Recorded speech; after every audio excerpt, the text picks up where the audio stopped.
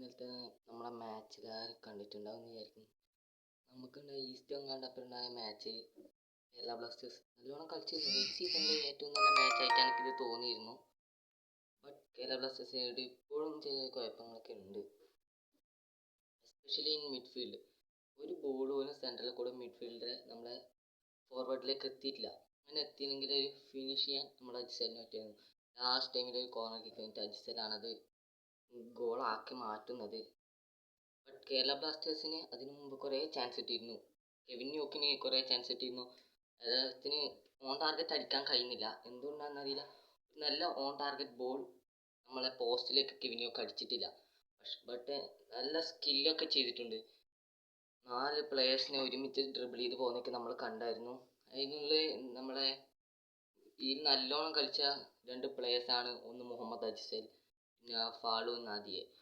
ഫാലുവിൻ്റെ കാര്യം പറയാന്ന് വെച്ചാൽ ആ ഒരു പുഷ് പ്ലെയറിനെ ഒന്ന് പുഷ് ചെയ്തേ അല്ലാണ്ട് ഈ മാച്ചിലൊരു മിസ്റ്റേക്ക് ഞാൻ ആ പ്ലെയറിൽ കണ്ടിട്ടില്ല. അത്രയും നല്ല പ്ലേയിങ് ആ പ്ലെയർ കളിച്ചിരുന്നു.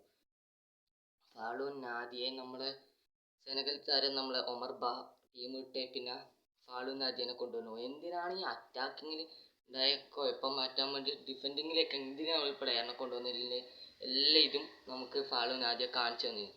കാരണം ആ കളി കഴിഞ്ഞവരെ അറ്റാക്കിങ്ങിലും ഡിഫെൻഡിങ്ങിലും ഒരേപോലെ കളിക്കാൻ ആ പ്ലെയറിന് കഴിഞ്ഞിട്ടുണ്ട്. ആടെയാണ് ആ പ്ലെയറിൻ്റെ ഒരു ഇത് വരുന്നത്.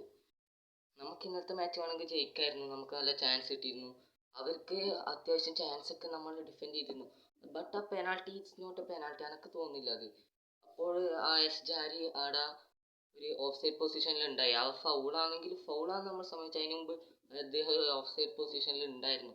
പക്ഷെ അതാരും മനസ്സിലാക്കിയിട്ടില്ല. അതൊരു ഓഫ് സൈഡ് ആണ് എന്ന് പോലും റഫറി ഇതാക്കിയില്ല. കഴിഞ്ഞ കളി കഴിഞ്ഞതിന് ശേഷം നമ്മളെ വിക്ടർ ബർത്തോമിയൊക്കെ ഒരു റെഡ് കാർഡ് കൊടുത്തല്ലോ. ഇവർക്ക് എന്താ ഒരു ഓഫ് സൈഡ്, അതിനൊരു ഇതുമില്ല.